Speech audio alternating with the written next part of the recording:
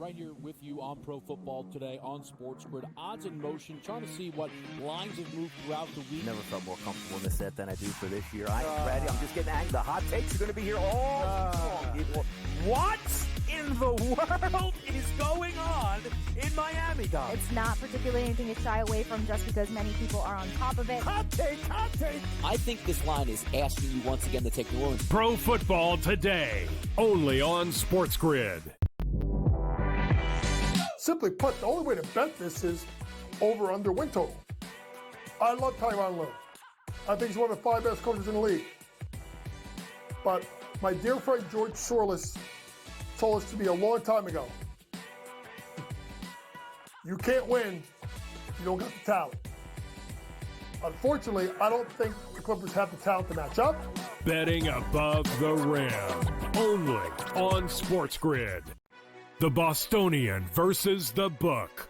Would it make you feel better as a bettor or as a sports fan if they said after the game we were trying to cover the spread? Oh, God. To say it out loud? Oh, my God, no. So what, to say it out loud? Oh, my God. You can't say that out loud. No, you can't do that. Okay, so what is the big deal either way? Oh, play the game the right way. The Bostonian versus the Book. Sunday Night Football, not really much of a matchup here. And the Bills looked so good up until this point. And, to me, it's probably like a one-off for them. The basic thing you have to do against the Ravens, force them to pass and try to use their weapons downfield, get them behind. Because if you can do that, then it takes Derrick Henry a little bit out of the game. But if you get them with momentum coming out of the gate, getting a long touchdown run to the first play. Newswire, only on Sport.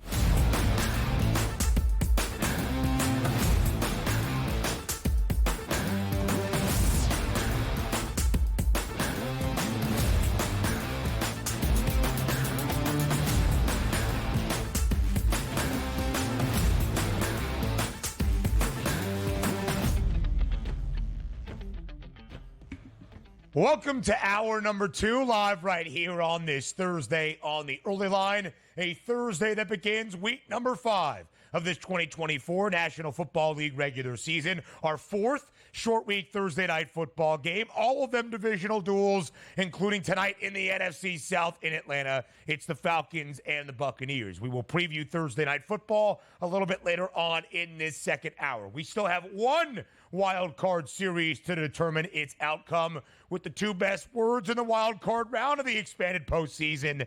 Game 3 tonight in Milwaukee between the Brewers and the Mets. How about some NBA talk around the association, the return of the coach, James Young, JY, and, of course, the postseason in the WNBA. DRS, what a jam-packed second hour we got ahead.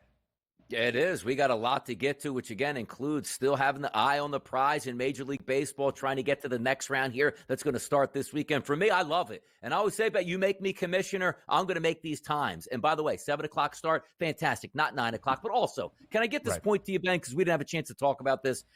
Playing games at 2 o'clock, 4 o'clock, 7 o'clock, and 8 o'clock. And the 8 o'clock game was on the West Coast. That's what we're supposed to do. It's genius here. Because if it was the NBA, you know what they would have did, Ben? 1 o'clock, 4 o'clock, 7 o'clock, and 10 o'clock, where nobody would be able to watch any games at all on the late night shot here. Thank you, Major League Baseball. Afternoon baseball, yes, it's brilliant, it's perfect, and we watch it. DRS, yesterday, of course, is my Wednesday off day. I do all my prep and research for our beautiful Saturday show, College Football Today. A lot to know, a lot of notes to write down. I often go across the street to a local coffee shop. I'll sit there outside, start hammering out work, having a great time. I was there for about 2.5 hours yesterday, and then I remembered, oh, my God, it's 2:30. I got to get back and get in front of my TV to watch the Astros and the Tigers play some playoff baseball. So I revamped my schedule to make sure I was in front of the television for some afternoon baseball. It has been sensational the last 2 days. If we would have had multiple game 3s, we would have had some afternoon baseball. Sadly, not the case. There's 2.5 hours of prep with some additional time still needed. Sound like a lot to you? You're not putting in the same legwork for PFT? I don't know, man. I get it by osmosis. The more I sleep, the more information creeps into my brain, and the hot takes get charged up for the next day there. So 2.5 hours in the coffee shop. Maybe I would make it 5 to 10 minutes at that point. Since I don't have caffeine, I wouldn't be at the coffee shop. No so caffeine. There you go. I'm already down one strike right there. Yeah. You just be sniffing in the smells, man. Just take it in the air that you can. Never eating dinner again. The words of Donnie Rightside. All right, some new NFL news and trade reports and rumors kind of started by one guy. DRS, the memes go on and on. The guy from I Think You Should Leave, Tim Robinson, in the hot dog suit that he drives his hot dog car into the store. The meme that says, what are you going to do, stab me? Says the guy who got stabbed. All of this is Tyreek Hill bringing up the speculation, at least engaging in the internet rumors that maybe he would go back to Kansas City because of the struggles of Miami offensively and the injuries to the Chiefs offensively. Here was Tyreek Hill, 12:39 p.m. Eastern time yesterday afternoon. Woke up to trade news. Exciting.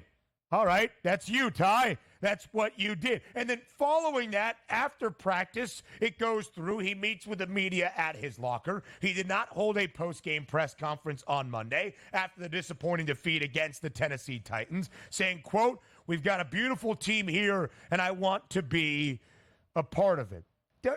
It's just like so dumb because it's Tyreek Hill engaging in the internet rumors in engagement farming. DRS, they're not trading Tyreek Hill. They can't trade Tyreek Hill. They just restructured his deal before the year got underway. He's one of the 4 wide receivers making $30 million plus, maybe now 5, that CeeDee Lamb signed his new contract. It's just Tyreek Hill having a little fun, if you want to call it that. Yeah, he did get paid a lot of money. So if you are a business, which the Miami Dolphins and the NFL are a business, understand Stephen Ross going like, let me get this straight. I just wrote a check for this guy for $30 million as a signing bonus. Then we're going to trade him after 4 games, and then we're going to have to cut more players because $40 million of dead cap hit will be accelerated immediately right onto our salary cap. Yeah, that's not happening here. Tyreek Hill is going to be in Miami, but I do understand the frustration of Tyreek Hill, and sometimes it does take a day or two to cool down. When you are a wide receiver, thought number one in the NFL is they want to get paid as much money as possible. That's what being a professional athlete is, and that is their right. But number two, they want to earn that paycheck because at the end of the season, they look at the standings, they hang out with their boys in the offseason, and when one wide receiver goes, caught 132 balls, 1,700 yards, and 16 touchdowns, hey, Reek, what'd you do? Yeah.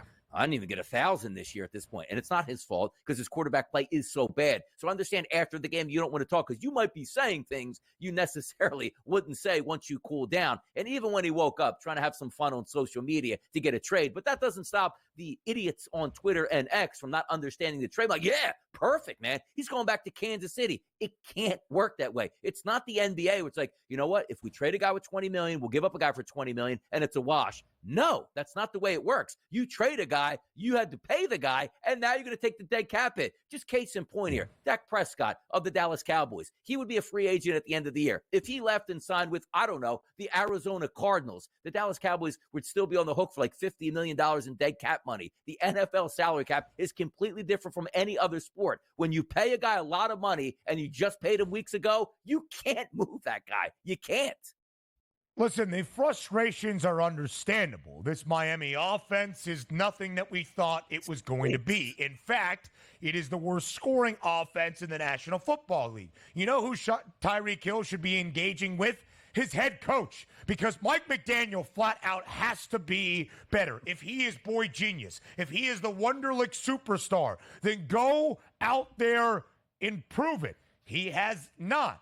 And it's also on the Dolphins organization to know that there was injury history with Tua Tagovailoa, pay him, and not have a reliable backup, as I'm sure Donnie will share in just a minute. But to compare things for Tyreek Hill, since he joined Miami, he has been the leading receiver. He joined Miami at the start of 2022. He has been the leading receiver in the National Football League, I believe, yes, in 2022. And That's a big thing. Last year, he led the NFL in receiving yards. Through the opening month a season ago, DRS, Tyreek Hill, these were the numbers. He had games of 215 receiving yards, 157 receiving yards, 470 in total through the opening 4 weeks for the Finns in 4 touchdowns. He had a $130 week one with Tua Tagovailoa against Jacksonville in the comeback effort and a touchdown. Since then, it has been incredibly disappointing. Tyreek Hill numbers you would never expect to see. 40 yards or less. Has not found the end zone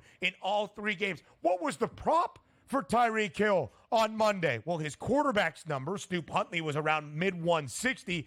His price was low 40s, low 50s. It was ridiculous. I drafted Tyreek Hill with my first pick in my fantasy league. I feel ridiculous. It's all bad. But the Dolphins still are not dealing him at this point of the season. No, they're not. And also, like, I had included in a parlay, 50 combined rushing and receiving for Tyreek because I thought they'd hand the football off to him, and they did. He had like 16 yards rushing, which should have been in the bag, but their quarterback is so bad. It's like having a Ferrari and no gas to put in it at this point, saying, like, why do we have these guys Waddle out there? Why do we have Tyreek Hill? Because we don't have a quarterback. And think about this, too. I know he can't have revisionist history, but if you watch that game on Monday night, it was embarrassing for Miami. And the funniest shot of the night was not Tyreek Hill on the sideline. It was Chris Greer looked like he was hiding in the back corner of the owner's suite with a hat on, hoping the cameras didn't see him because we knew he would have a lot of blame. You signed Odell Beckham in the offseason. Dude hasn't even basically showed up to the facility. What would happen if you signed a guy like Gardner Minshew where Tua goes down? We're not saying Gardner Minshew is going to carry you through to a Super Bowl or division championship, but I guarantee you, you would beat teams like the Tennessee Titans and you would beat teams like the New England Patriots, which now I don't think you're going to win this weekend. That is a shame because the one thing you have to account for in the NFL now is to get a solid backup quarterback, specifically if your quarterback has concussion issues. I can't believe they dropped the ball so bad that Huntley is their quarterback, and he is terrible. When it rains, it pours as well. Jalen Phillips, the edge rusher for Miami, out for the remainder of this season. Basketball talk next.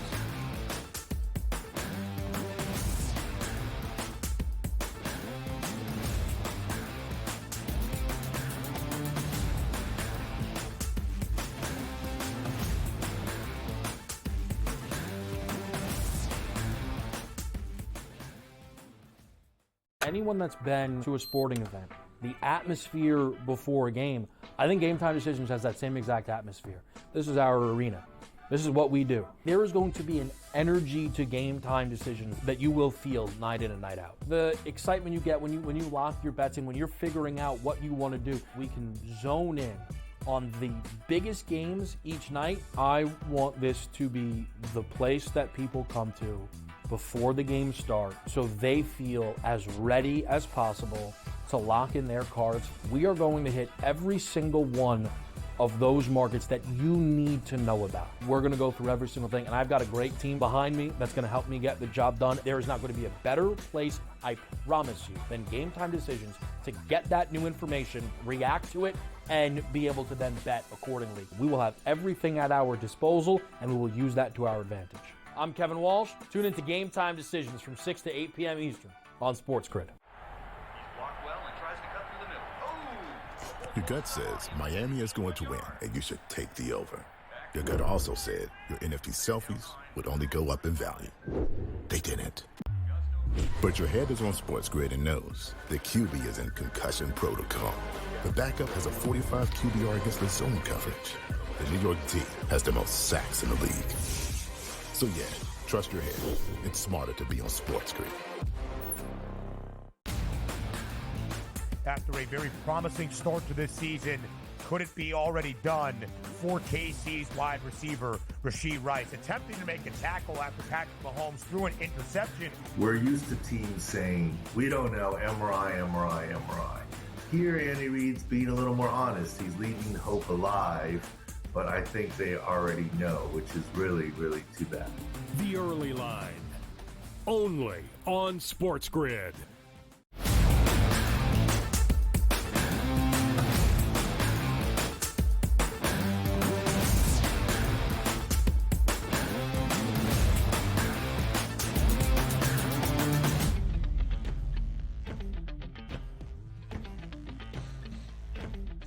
Live right here on this Thursday on the Early Line, less than 3 weeks away from the opening night of a new season in the association. NBA basketball is near. We've got preseason games starting this weekend. The guys are back at camp. We've got media day. There is so much to get to, and we've got blockbuster trade deals as well. So we welcome on our coach.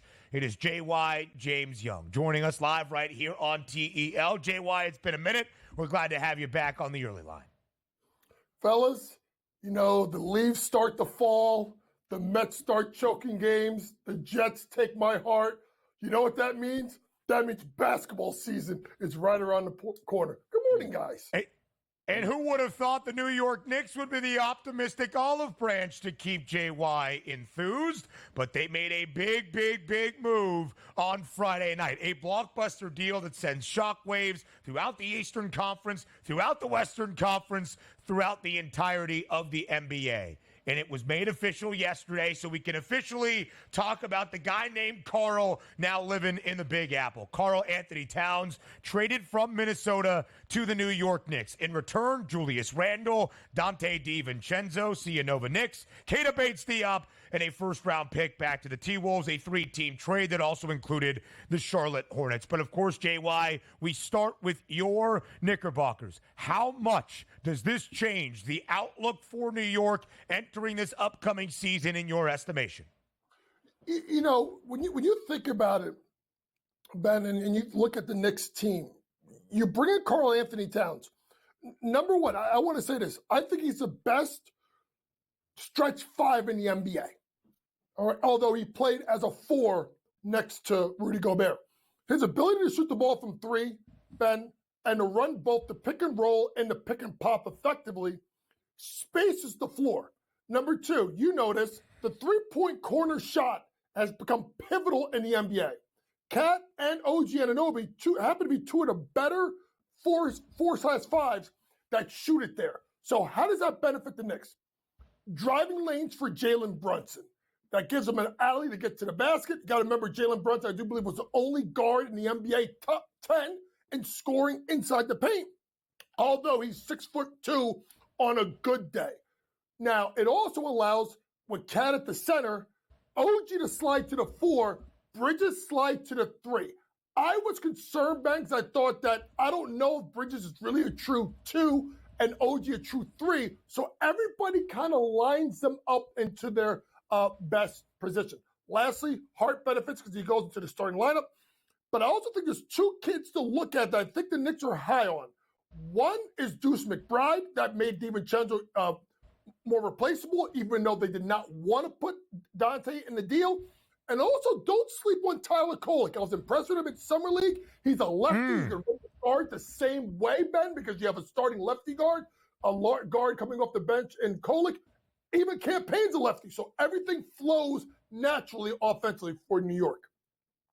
If we're taking a look at the Knicks, Coach, because as a fan, you have to be elated by this. There's nothing more fun than being a fan of a team that's bringing superstar talent with the expectations of winning a championship. But talk to me about this. Heading down the stretch in the playoffs, the Knicks team camaraderie was phenomenal. That room, we're saying, how are they winning basketball games? They were so tight. Bringing new players in, trading some players away. Is there any thought process that maybe it would take a while to get that camaraderie back with all these superstars and the changes to the team?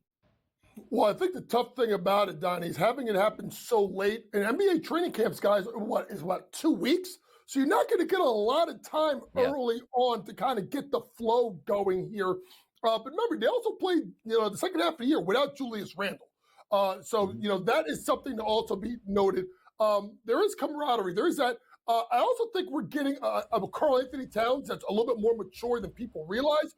I know him and Tibbs had their run-ins in Minnesota, but he's shown a real true appreciation for Tom Thibodeau over the last couple of years. Obviously, I think, if I'm not mistaken, Cat was a Leon Rose client as well. So there's camaraderie that way. Listen, at the end of the day, Donnie, if you can stay healthy, protect the rim, and knock threes, you can, take that camaraderie and shove it. They need to win games because the window now officially with this group is open for about a 4-year span. You saw the career resume for Cat. You see the outlook now for the New York Knicks. A 3-1 price to win the Eastern Conference. There was a little bit of a trade-off, JY, back and forth after the Sixers acquired Paul George in a relatively quiet free agency period that Philly moved in front of the Knicks for the second best price out east. New York back to the third best number. Now the Knickerbockers at 3-1, second best price, less than $1.50 behind the reigning NBA champs. That would be the Boston Celtics. And that was kind of the thing, JY, all throughout the summer we debated. How far was the gap, the seas in front of everybody else in the Eastern Conference? So let me ask you plainly a two-part question with the same answer, really. Are the Knicks the second best team in the Eastern Conference now? Has the gap between Boston and New York closed enough that you believe the Knicks are a true title contender with Boston? Yes, close. Philadelphia's right there with them. And yes, here's the key, guys. The three centers, Porzingis, Cat, and obviously Embiid. All three of them have had careers with injury concerns. Which one of the three can stay the healthiest? Obviously, we know that KP is going to miss the first, I think, 2 to 3 months of the season. So I think the Knicks are the biggest challenger. But there's a guy down I-95 in Joel Embiid that's going to have a lot to say. Tyrese Maxey should be unbelievable. Paul George, that guy can shoot the ball from three. And I'm really amazed at what Daryl Morey was able to do with no salary cap. Just getting rid of Tobias Harris was a win in itself. Everything else Daryl Morey did struck gold. Top three teams in the East all come from the Atlantic Division. When you look at Karl-Anthony Towns, he was drafted first overall by the T-Wolves back in 2015. He has spent every year of his career, all 9 in the Twin Cities, a 4-time All-Star, but has not played more than 75 games since his 4th season way back in 2018-19. JY, one more question for you about Minnesota's aspect in all of this before the NBA season begins, but we'll turn to the end of the WNBA season. The playoffs continue in the semifinal round, a doubleheader tomorrow on a Friday to preview. Up next.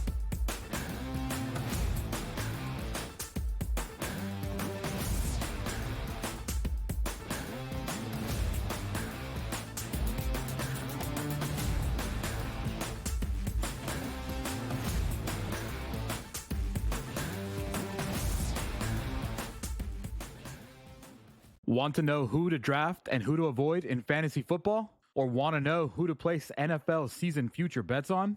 Get an insider edge from the former NFL team doctors at Sports Injury Central. The 2024 NFL preseason injury guide is the only in-depth injury report analyzing all 32 teams and over 150 players. So go to sixscore.com to get the most accurate NFL preseason injury report. That's sixscore.com. Right here with you on Pro Football Today on SportsGrid. Odds in motion, trying to see what lines have moved throughout the week. Never felt more comfortable in this set than I do for this year. I am ready. I'm just getting angry. The hot takes are going to be here all long, people. What in the world is going on in Miami, Dom? It's not particularly anything to shy away from just because many people are on top of it. Hot take. I think this line is asking you once again to take New Orleans. Pro Football Today, only on SportsGrid. Anyone that's been to a sporting event, the atmosphere before a game, I think Game Time Decisions has that same exact atmosphere. This is our arena. This is what we do. There is going to be an energy to Game Time Decisions that you will feel night in and night out. The excitement you get when you lock your bets in, when you're figuring out what you want to do, we can zone in on the biggest games each night. I want this to be the place that people come to before the games start so they feel as ready as possible to lock in their cards. We are going to hit every single one of those markets that you need to know about. We're going to go through every single thing, and I've got a great team behind me that's going to help me get the job done. There is not going to be a better place, I promise you, than Game Time Decisions to get that new information, react to it, and be able to then bet accordingly. We will have everything at our disposal, and we will use that to our advantage. I'm Kevin Walsh. Tune into Game Time Decisions from 6 to 8 p.m. Eastern.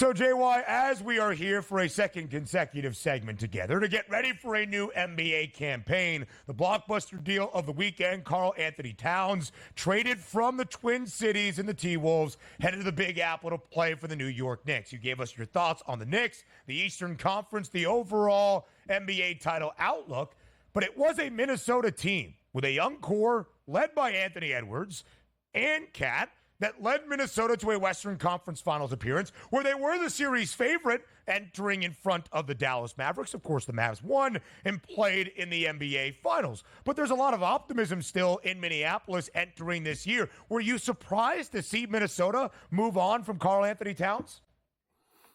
I was. If you would have told me last year they were going to move off of Cat, I would have said yes. Because I felt like at some point it was going to be Rudy or Cat. One of them were going to get moved.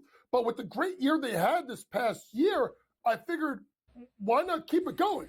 Well, it's going to be tough to pay all three of those guys the amount of money they're going to pay. I think Cat is owed, $224 or so million left on his deal. So for that team, and with Glenn Taylor, the owner, I don't know if it's Glenn Taylor or Lauren A-Rod. I don't know if they're still fighting over who's the owner. That's a story for another day. I think for them, they had to make a move eventually. Now, where does Randall fit into this? This is the part that I'm struggling with. Because in that system, Julius, number one, is a ISO guy, and he's not a really high catch-and-shoot three-point shooter. So you replace someone that stretches the floor and gives Ant driving lanes to now someone who needs the ball in his hands to be able to create. I don't know how this fits. And I don't know how much it's going to benefit Randall because they can go to the bench at any point and play the sixth man of the year, Naz Reid, whose game exploded in the last 18 or so months. So I've said this before, and maybe I'm crazy. Does Randall get flipped one more time if this does not get off to a good start? He's got an attractive contract, Ben. I could see that. DiVincenzo, he helps the bench. But then that may stunt the development of guys like Terrence Shannon Jr. and Rob Dillingham, who got drafted in the first round this year. Big times in New York basketball, coach, which does include the WNBA and maybe a changing of the guard because we see the Liberty heading out west to take on the Aces. The Liberty with a commanding 2-0 series lead in the best of five. The FanDuel Sportsbook currently listing the Aces as 2.5-point favorites tonight and a total of 165.5. Do the Aces live to fight another day? Oh, it's tomorrow? Yeah, Friday. There we go. Friday. They live to fight another day. Do they make it to Saturday? Do they make it to Saturday? That's a good yes. question. Yeah, good question. Yes, I thought this series was going 4 games from the jump. You saw the Aces play markedly better in game number 2, losing 88-84. And they lost that game with basically Kelsey Plum being absolutely awful. But also, Brianna Stewart, who was excellent in game 1, reverted back to her form against the Aces, which is she struggled. I think the Aces get a win in game 3. I think the Liberty in 4 going in. I still think the Liberty in 4 because at the end of the day, the player that's playing out of her mind has been Sabrina Ionescu, and I don't know who on the Aces can stop her. Tied a game-high 24 points to Ionescu alongside Asia Wilson, who, by the way, in both of these opening 2 games against New York, she has been held without a double-double. Just the 4th time since July that Asia Wilson has had consecutive games back-to-back without a double-double. Has to change tomorrow night inside Michelob Ultra Arena. As Donnie would tell you, a very difficult play for a road team to go in and get a win. The Liberty have covered in each of the opening 2 games as well. JY, we've got a split, though, in the other semifinal in the WNBA. Connecticut and Minnesota. The Lynx, who were the best team following the All-Star and Olympic break, came back to hold off Connecticut earlier this week. So now we will go to Connecticut with this series tied at a game apiece. And the Sun, a slight 2-point favorite tomorrow night. 151.5 is the total. What's the key matchup? Who takes the series advantage? You know what, Ben? The key matchup is the 3-point line. Game number 1, Sun shoot over 40% from 3. Minnesota Lynx struggle, who are the best 3-point shooting team in the league. What happens in game 2? It flips, and then that's how we get a split. It's going to be simply as this. The 3-point line, Who shoots it better? Who defends it better? I think the Suns squeak out a really tight game. This has been a great series, defensive matchup. This is going 5 games this series. WNBA championship odds, of course, the Liberty in the WNBA Finals rematch from last year to hold that 2-0 series advantage. Now nearly a $2 minus money favorite. It feels good to say a fade away to the break. We'll see you in a few weeks for NBA action. Week 5 of the NFL season starts tonight.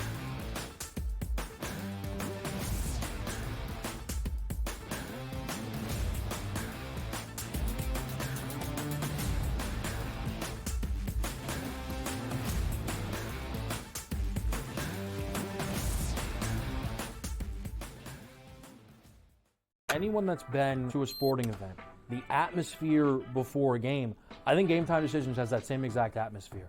This is our arena.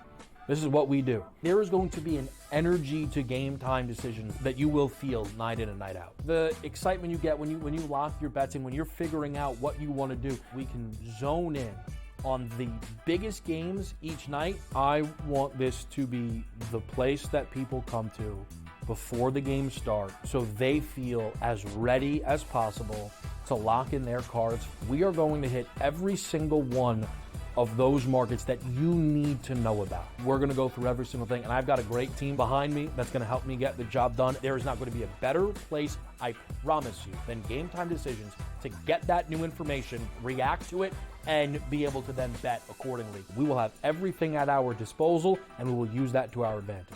I'm Kevin Walsh. Tune into Game Time Decisions from 6 to 8 p.m. Eastern on SportsGrid. Your gut says Miami is going to win, and you should take the over. Your gut also said your NFT selfies would only go up in value. They didn't. But your head is on SportsGrid and knows the QB is in concussion protocol. The backup has a 45 QBR against the zone coverage. The New York D has the most sacks in the league. So yeah, trust your head. It's smarter to be on SportsGrid. After a very promising start to this season, could it be already done for KC's wide receiver, Rashee Rice, attempting to make a tackle after Patrick Mahomes threw an interception? We're used to teams saying, we don't know, MRI.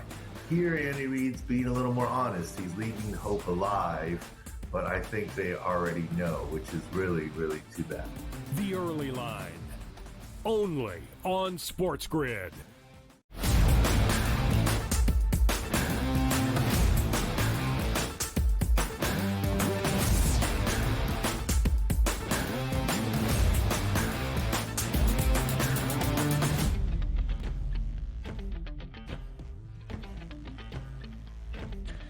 Week 5 of the 2024 NFL regular season kicks off tonight in Atlanta. It's the Falcons and the Buccaneers. Short week Thursday night football game for a 4th consecutive week here in the NFL. Each and every one has been a divisional duel. That continues tonight in this NFC South showdown between the Dirty Birds and the Bucs. 1.5 point spread, DRS. That is it. Tampa, 3-1.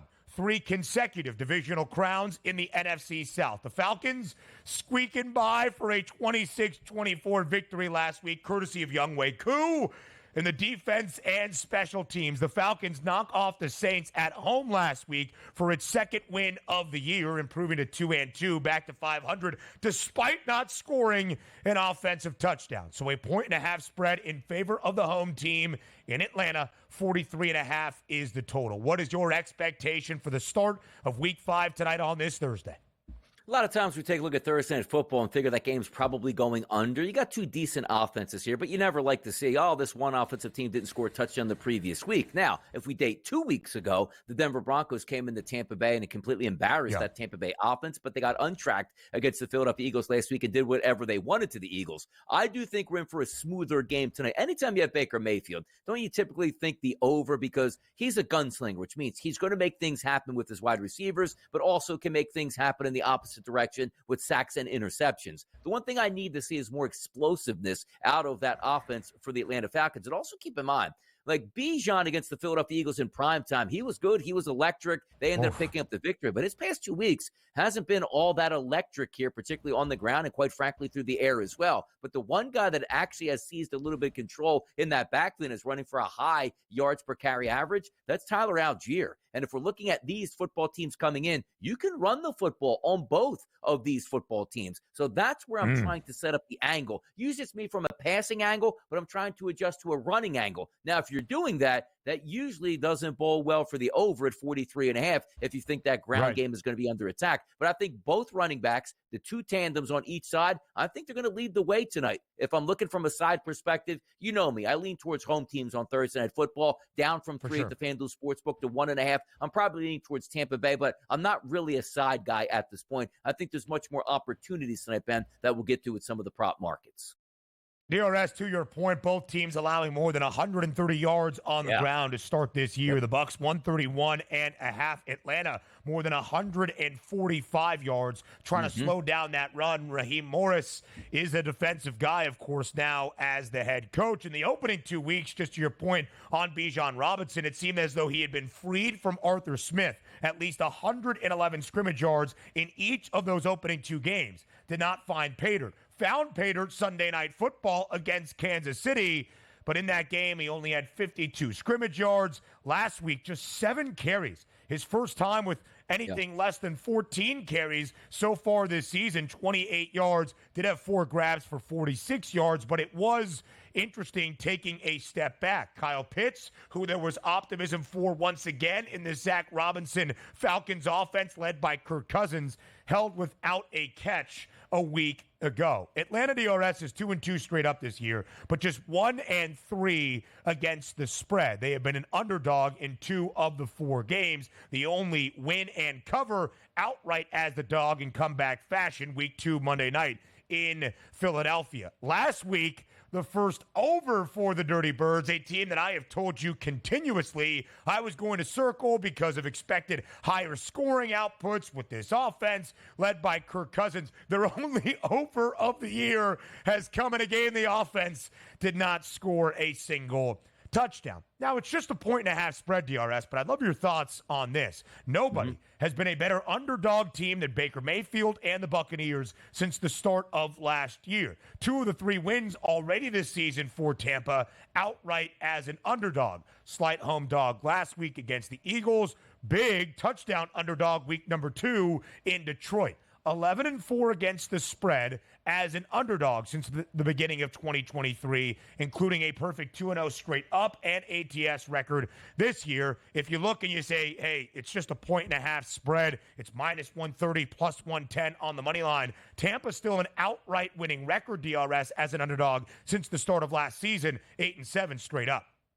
It's interesting, too, because you would think the thought process behind that is Baker Mayfield, again, being a gunslinger, got 2 good wide receivers, they're pushing the football down the field, which they do. That usually would lean towards overs. But then you go back and take a look and say, all right, well, maybe the ultimate over game should have been the Buccaneers and the Detroit Lions this year, and that game stayed under. Yeah. Now, granted, Detroit did have 7 red zone opportunities, only cashing in 1 of those for touchdowns, but the game did stay over, and that's what you look at from these betting circumstances. But for me, it's in a dome. We're not worried about any, outside interference. The only tough part, again, about a Thursday is guys are banged up here. Mike Evans got a little bit banged up in that Eagles game. They made sure Sterling Shepard's going to be up for this game. I think he had 50 yards receiving last week. So you have a nice trio of wide receivers if they get there healthy. Bijan Robinson also was on that injury report this week. And again, on a short work week, they're not full practices and a lot of times estimations of what that player would actually do. But he's free and clear off of the report. The one thing that is interesting to me is you now have sort of a 2-headed monster in Tampa Bay when the thought process in the past 2 years was, boy, if they can just get a running game and make it more explosive, that'll help their passing game out. If you take a look at through 4 games, usually it's going to be Rachaad White, who had 41 carries to lead the team, opposed to Bucky Irvin's 35. But if you look at those yards, it's clear.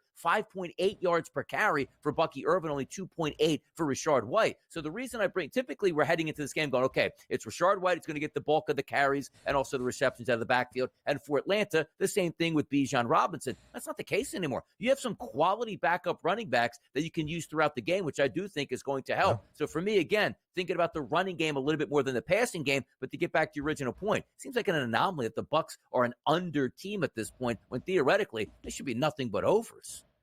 Yeah, absolutely so, DRS. Over in week number 1 for the Buccaneers, over last week in the win against Philadelphia. They scored 37 at home against the Commanders, 33 last week against the Eagles. I believe they were home, though, against the Broncos, so it's not just a home team over, an away team under, as they were away, of course, in Detroit. Won that game outright, but that was one of the highest totals of week number 2. It was north of 50. This is our 4th week, short week, Thursday night football game. We have seen the trend the last 2+ years in the NFL. Primetime games staying well under, and of course, on a short week Thursday night football game, you would expect that to continue. First 3 weeks this year, well under a total. Week 2 in Miami, Buffalo, and the Dolphins, 49.5 closing total. Under 31-10, the victory for the Bills. All right, how about a total sub 40, week 3, Jets, Patriots? We weren't expecting much offense, 38.5. Well under. Gang Green wins 24-3. Last week, total closing around 43 and a hook, 44.5 between the Cowboys and the Giants. Might we see some points? Well under. 20-15. Dallas gets the win. It is interesting, DRS, because, again, I've been waiting for the Falcons to be that offensive juggernaut, or at least show the offensive improvement with Kirk Cousins we might have expected. Has not really happened. We'll see 43.5, that number tonight. Now let's talk about these two teams in their season outlook. The Buccaneers have the best record in the NFC South. They've won the divisional crown 3 consecutive years, even last year with the first with Baker Mayfield. Tampa right now, though, second best price to win the NFC South, plus 195. The Falcons entered the year as the favorites, but it was a minus money price. Now it's plus 165, with Atlanta returning to an even 500 record, DRS. They have returned to the favored side in the NFC South.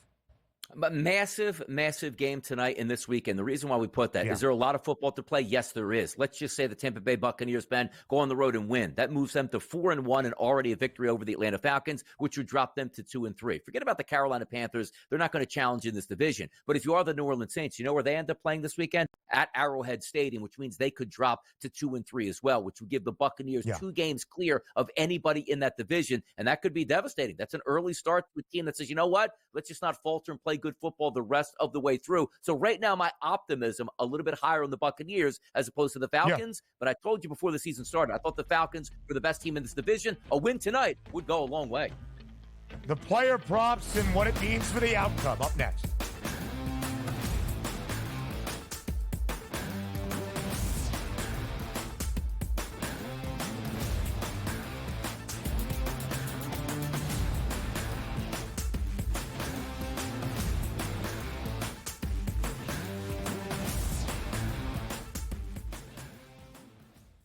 Anyone that's been to a sporting event, the atmosphere before a game, I think Game Time Decisions has that same exact atmosphere. This is our arena. This is what we do. There is going to be an energy to Game Time Decisions that you will feel night in and night out. The excitement you get when you lock your bets in, when you're figuring out what you want to do, we can zone in on the biggest games each night. I want this to be the place that people come to before the games start, so they feel as ready as possible to lock in their cards. We are going to hit every single one of those markets that you need to know about. We're going to go through every single thing, and I've got a great team behind me that's going to help me get the job done. There is not going to be a better place, I promise you, than Game Time Decisions to get that new information, react to it, and be able to then bet accordingly. We will have everything at our disposal, and we will use that to our advantage. I'm Kevin Walsh. Tune into Game Time Decisions from 6 to 8 p.m. Eastern on SportsGrid. Your gut says Miami is going to win, and you should take the over. Your gut also said your NFT selfies would only go up in value. They didn't. But your head is on SportsGrid and knows the QB is in concussion protocol. The backup has a 45 QBR against the zone coverage. The New York D has the most sacks in the league. So yeah, trust your head. It's smarter to be on SportsGrid. After a very promising start to this season, could it be already done for KC's wide receiver, Rashee Rice, attempting to make a tackle after Patrick Mahomes threw an interception? We're used to teams saying, we don't know, MRI. Here, Andy Reid's being a little more honest. He's leaving hope alive, but I think they already know, which is really, really too bad. The Early Line, only on SportsGrid.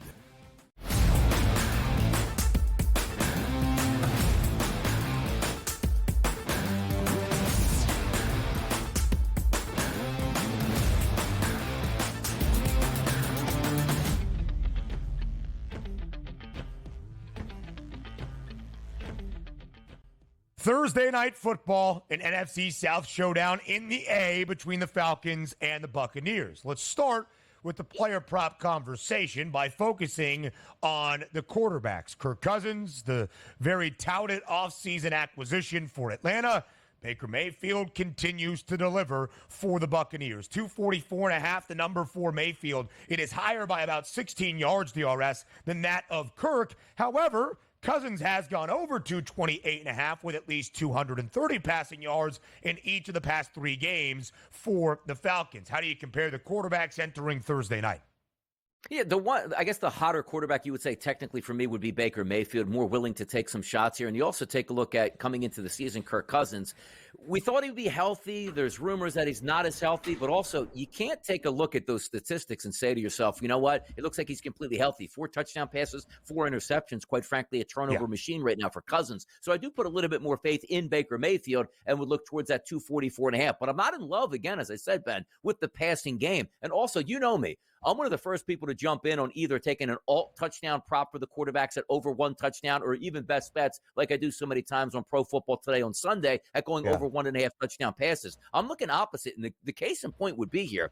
Passing touchdowns for Tampa Bay's defense. Did you know they're number 1 in the NFL, allowing an average of 0.3 touchdown passes per game? Then you flip it over to Atlanta, Ben. They're 5th in the NFL at 0.8 passing touchdowns per game against them. So for me, it's really more about the ground attack, which is atypical of what I usually like to handicap. But tonight, the first time in a long time, I'm not in on quarterback props tonight. I'm just not. Yeah, it's pretty difficult, I would say, DRS. And the 2 great games for Tampa this year, they're 2 overs, they're 2 victories at home, at least, against both the Commanders and the Eagles.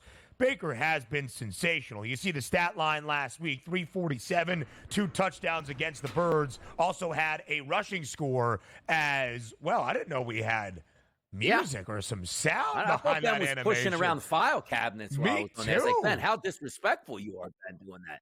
Yeah. Wow. That's what happens with a producer extraordinaire. Joe Frizo starts to click the buttons to bring the animations in. Wow. All right, we're bringing the juice. It does sound so like when that happened when we started talking the game, I thought something was happening like in your set behind you, a reshuffling of sorts. Good to know it is just the animations. If we can bring back hip hop and have Donnie maybe spin a beat, that really elevates this program above all else. But back to the point, 347, 3 total touchdowns, 2 passing scores last week for Baker in the opening week against the Commanders. 24 of 30, 289 yards, 4 touchdowns, also 21 on the ground. Baker has scored twice this year. He has 8 passing scores, which is second most in the National Football League, only behind the 11 of Sam Darnold.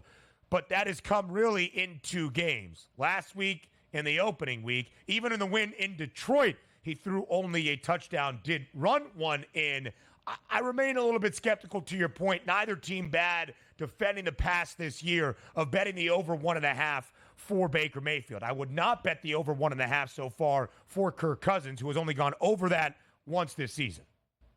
By the way, also, when we're talking about Baker Mayfield, who he has been running in some touchdowns here, I know he's not Taysom Hill, but Taysom Hill scored twice last week in the red zone for the New Orleans Saints. So quarterbacks are running, and now you see Baker Mayfield saying, hey, you know what? I'm going to run that read option on the goal line like I did on 4th down and score a touchdown by running over Reed Blankenship. Maybe he can repeat that performance from a ground attack. Wouldn't that be something? Hey, I'm going to bet, another player to score on the ground from the running backs here for Tampa Bay, and then let alone Baker Mayfield's running in 2 touchdowns. That would be devastating. But again, running on the ground game for me is where I'm going to be tacking to tonight. And you can, I guess, as a quarterback, theoretically, run it in against the Atlanta Falcons.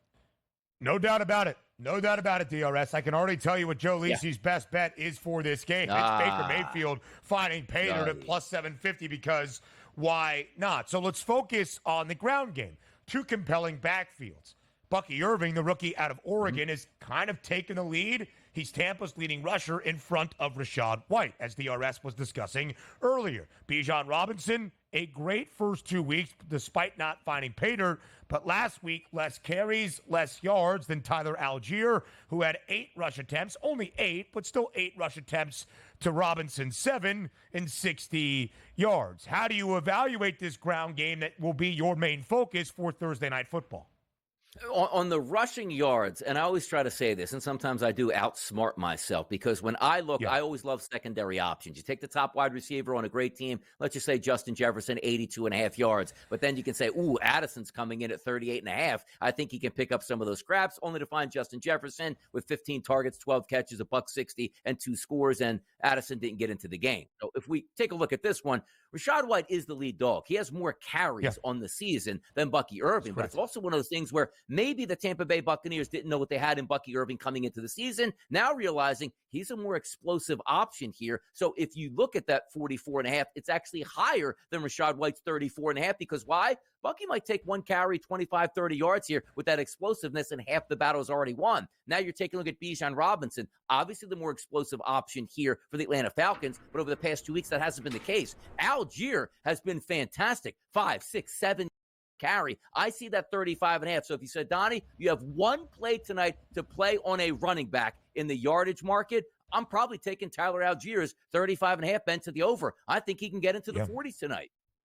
It's a number that he has been over in each of the last 2 weeks, as we have seen a little bit in the downtick of Bijan Robinson's overall stat output. I'm going to go to the receiving game, DRS, and I still think you're getting a slight discount on Darnell Mooney. His number tonight, 45.5. We mentioned it. Kirk Cousins has thrown for at least 230. It hasn't been picture perfect each of the past 3 weeks, but when Kirk has gone over his passing yards prop with 230 yards, Darnell Mooney has had at least 56 in each of the last 3 games. Kyle Pitts, nada last week. Drake London has been okay. Darnell Mooney was one of the key offseason acquisitions that's kind of been that under-the-radar piece, over 45.5. I like that look.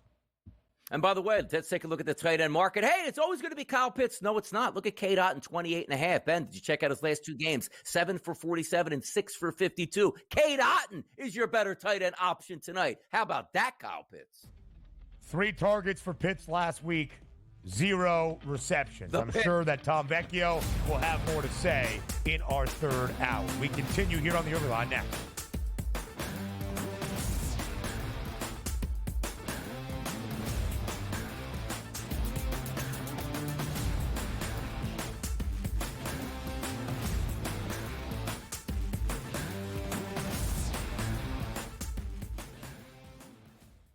Anyone that's been to a sporting event, the atmosphere before a game, I think Game Time Decisions has that same exact atmosphere. This is our arena.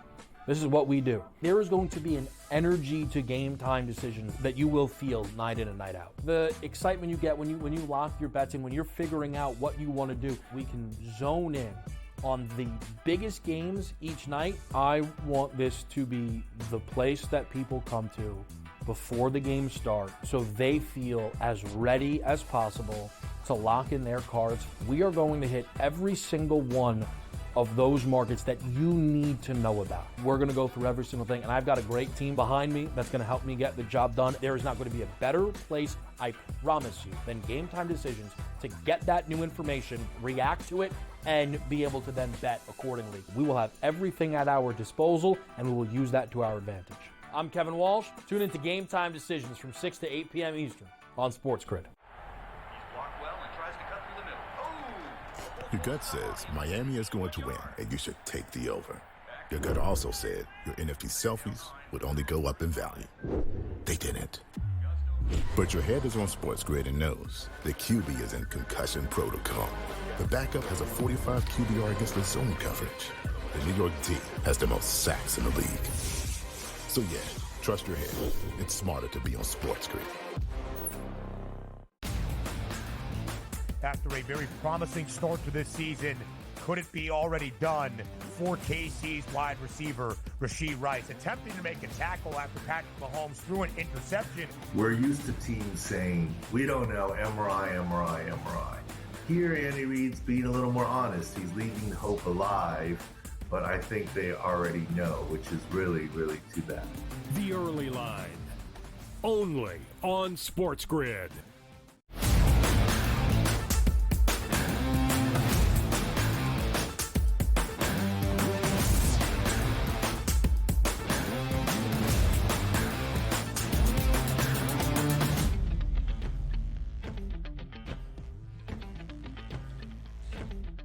You know, they try to incentivize these short week Thursday night football games, not only for the viewing audience, but probably for the players to get up with some motivation. DRS, all 4 short week Thursday night football games so far in 2024, as we have again to kick off week number 5, have been divisional duels. It actually might piss off the players because they have to play on short rest in a game that will have then significance all year long. But that's what tonight is. A really huge NFC South showdown in Atlanta. The Falcons entered this season as the odds-on favorites in minus money to win the NFC South. All the offseason optimism with the addition of Kirk Cousins to capitalize on the offense has not happened just yet, despite the Falcons being 2-2 in a victory last week in a divisional game, squeaking past the New Orleans Saints, who after winning their first 2 games in impressive fashion have fallen back to 2-2. We know about the Panthers,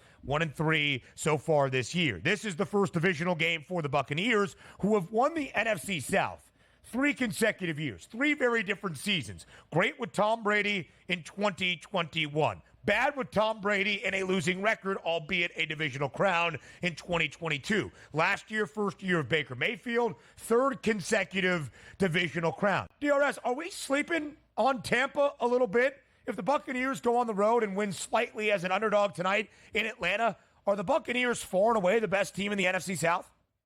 I've been sleeping on the Bucs for a couple of years now. You know, like post Tom Brady, it's like, I just don't think it's going to work out. And Baker Mayfield, and I just don't like the football team. And yet here they go winning a division last year and winning a playoff game. So again, I see them at 3-1 and say they're probably going to move to 4-1, and then they might get my respect. But as you see the odds market right now, it's still the Atlanta Falcons at plus 165. How could they be that way, Donnie? 3 wins for Tampa Bay, 2 wins for Atlanta. They should be the favorite. Well, obviously tonight they're going to play a football game, and the odds market says, even though it's a light favorite here at 1.5 points, it's the Atlanta Falcons. And if they win this game, they'll then hold the tiebreaker over the Buccaneers and be in first place. Overall, again, it's hard to change your metrics of what you looked at, because I told you I liked the Atlanta Falcons before the season started. They're 2-2. I'm not going to say I don't like them tonight as they are a favorite, because they can win this football game. But I just look at it from the opposite side.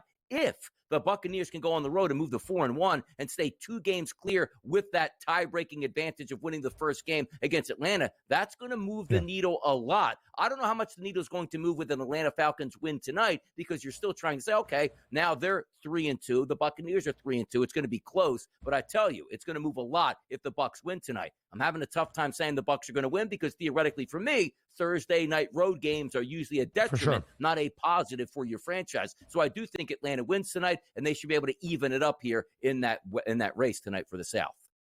So DRS, 2 consecutive divisional games for the Buccaneers this week, short week, Thursday night in Atlanta. Mini bye next week. They go to New Orleans to take on the Saints. In fact, the Bucs and the Falcons start October against each other, end October against each other. It will also be a slightly short week for Tampa. They play Sunday night football against the Ravens, or Monday night football against the Ravens, and then they will take on the Falcons at home the following week. 2 slightly short weeks for the Buccaneers. One is very much a short week against the Falcons in what could be their biggest competition to win the NFC South. The Panthers, although probably more competitive with Andy Dalton, are not going to be a great football team. So, Donnie, I want to ask you about the top 3 teams in the NFC South. All 3 of these teams have a slight minus money price to make the postseason. Falcons best price at minus 128, Buccaneers minus 115, New Orleans minus 108 to make the playoffs, minus 112 to miss the playoffs as of this moment. How many playoff teams will we see out of the NFC South, where, to my knowledge, I think we have only seen the divisional champ get in each of the last 3 years? Well, and this is going to change, too, because now the reason I'm going to bring this up, like the Washington Commanders, I didn't think could make the playoffs. They look like they could be a playoff team at this point. I think the Dallas Cowboys will recover. Same thing with the Philadelphia Eagles. The reason I bring that up is that's 3 out of 1 division I think could possibly get in, which is going to hurt the other divisions. I think the Packers are good. The Lions are good. The Vikings are good. And then the Seattle Seahawks and the 49ers. Do you see where I'm going here? I think we get one team in, and the only team that gets in, Ben, wins the division because they have to get into the playoffs. That's where I sit at about the quarter pole of the season if we're talking about the NFC South. That has been the case since at least 2021. Yeah. I checked 2020. We did have the Saints win the division and the Bucs, an 11-5 football team, get in. Of course, that is the year they won the Super Bowl with Tom Brady. So again, if that is the case, and Donnie's not far off from that estimation, especially with how loaded, jam-packed, and crowded the NFC North has become, this even amplifies the importance of tonight in Atlanta. We want to hear from you. What are your thoughts on Thursday Night Football? We'll do that when Hour 3 starts next.